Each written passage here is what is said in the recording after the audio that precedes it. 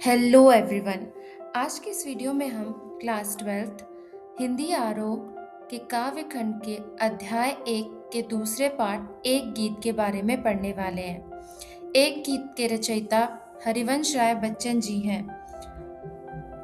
एक गीत को भी हरिवंश राय बच्चन जी की काव्य संग्रह निशा निमंत्रण से लिया गया है। एक गीत में हरिवंश राय बच्चन जी बताते हैं कि कैसे अपने लक्ष्य की प्राप्ति की होड़ में समय जल्दी जल्दी गुजरता हुआ प्रतीत होता है, और इसको समझते हुए इस कविता में कवि हरिवंश राय बच्चन जी कहते हैं कि कहीं रास्ते में ही रात ना हो जाए, इस वजह से शाम होते देखकर यात्री तेजी से चलता है। लक्ष्य प्राप्ति के लिए पथिक अपने थके हुए शरीर के बावजूद भी मन में उल्लास तरंग और आशा भरकर अपने पैरों की गति को कम नहीं होने देता।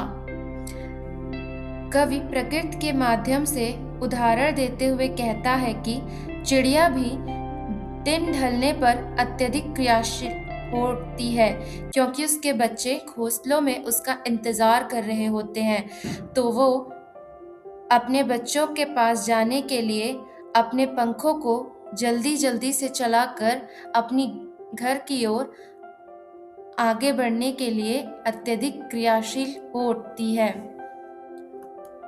वे जितना जल्दी हो सके अपने घोंसलों में पहुंचना चाहती हैं, क्योंकि उन्हें ध्यान आता है कि उनके बच्चे भोजन की आशा में घोंसलों से बाहर झांक रहे होंगे।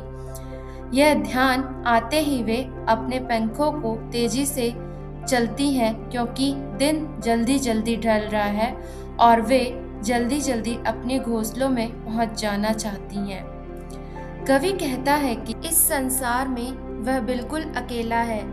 इस कारण कवि को लगता है कि कोई उसकी प्रतीक्षा नहीं करता, तो भला वह किसके लिए भागकर घर जाए। कवि के मन में जैसे ही यह प्रश्न आता है तो कवि अपने आप को थका हुआ महसूस करता है। उसका हृदय इस बेचैनी से भर जाता है कि रात में अकेलेपन और उसकी प्रिया की वियोग पीड़ा कवि के मन को परेशान कर देगी।